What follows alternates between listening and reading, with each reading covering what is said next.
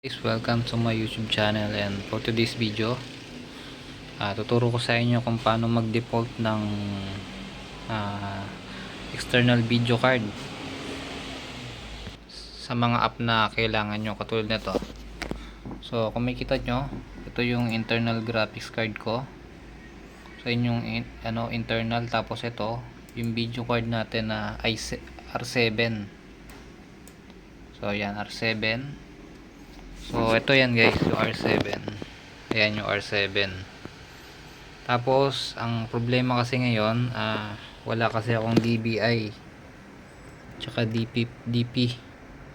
So ang ginawa ko guys, sinaksak ko na lang sa yung monitor ko, sinaksak ko na lang sa internal graphics nya.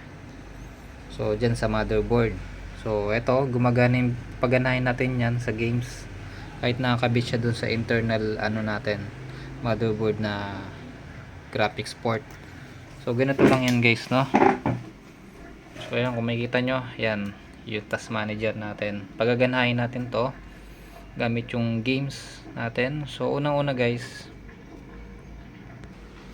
ayan guys, pupunta muna tayo sa setting guys, dito sa setting.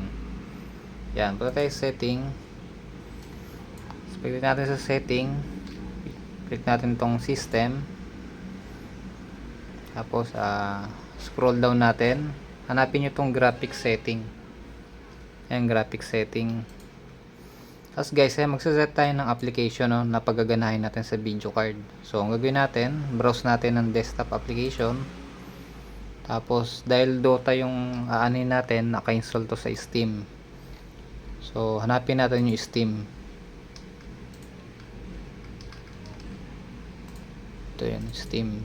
Dito pala, nasa second drive ko. So yan, hanapin natin yung Steam app. So ito yun, yung main application ng Steam, steam.exe. Tapos once na na-add na natin yan, punta tayo sa option ito. Yan, tapos ito na yung pinaka-importante. So ito yung internal graphics, power saving mode siya. So dito tayo, select natin yung video card natin, no? Yung 2 gig na R7 natin na video card. Tapos save natin. So yun, okay na yan guys, close nyo na yan. Tapos paganahin na natin yung Steam, hira na natin yung Dota, tapos malalaman natin dito na nagpo-process na. Check natin, no? So yan, so tayo sa Dota, play natin to.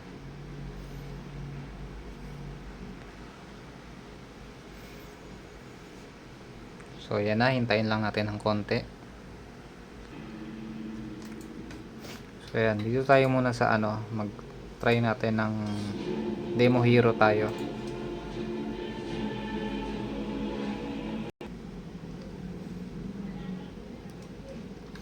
So yan guys, no, kung makita nyo, medyo na siya, smooth na kagad siya, no?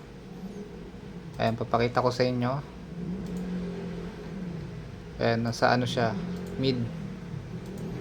Tapos naka-high ito. So yan, ayan yung setting na pinakamaganda dito sa video card na to.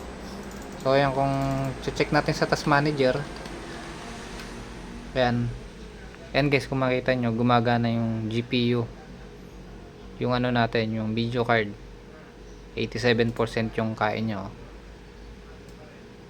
Ayan. So yun lang guys, no, yung pag-set ng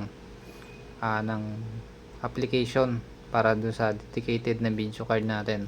So maraming salamat guys. Subscribe lang guys, kapag may katanungan, comment down lang. Maraming salamat.